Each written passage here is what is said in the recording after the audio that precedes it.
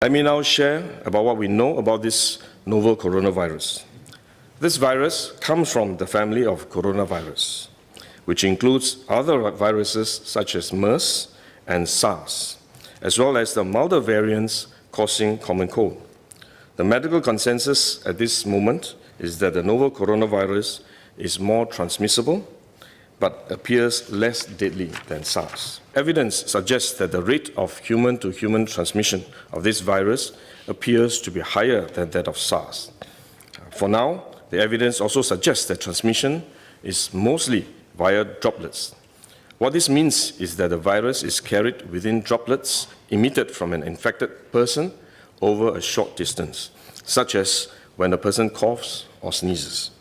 If these droplets come into contact with the eyes, nose or mouth of an individual directly or indirectly through hands that have come into contact with these droplets, the individual may become infected.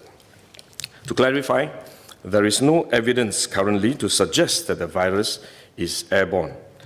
There are other viruses, such as the chickenpox, which can easily be transported via air currents and do not require droplets to contact the eyes or nose.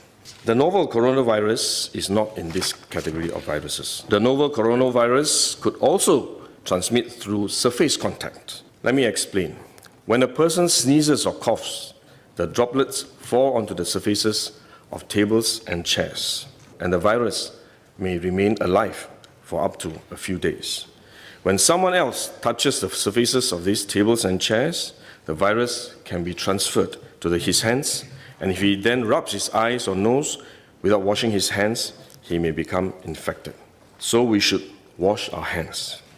This is also why we only quarantine the close contacts of confirmed cases.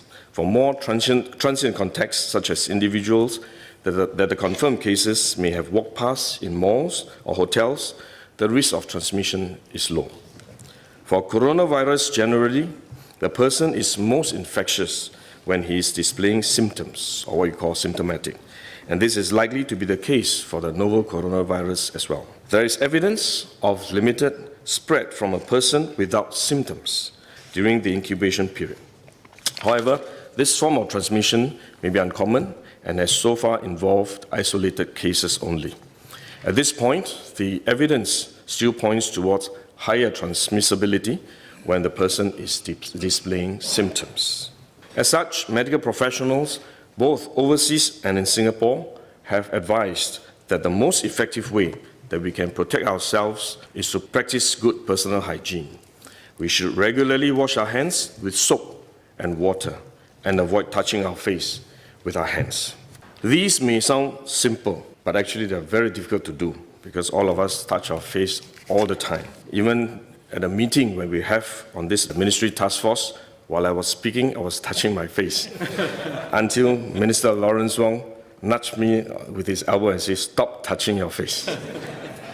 So it is simple but extremely difficult, but are actually very effective in preventing all kinds of infection.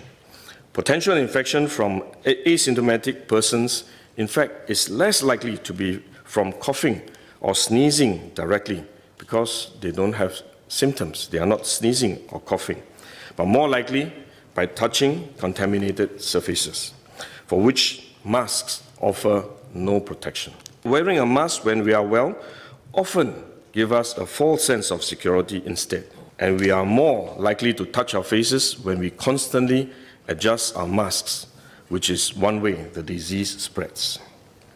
At the same time, we need to protect others, our loved ones, friends, colleagues, and fellow Singaporeans that we come into contact with. If we are sick, we should rest and recover at home as far as possible. If we do need to go out to see a doctor, for example, we should wear a surgical mask to protect others. So this is when mask is needed, when we are unwell and have to go out.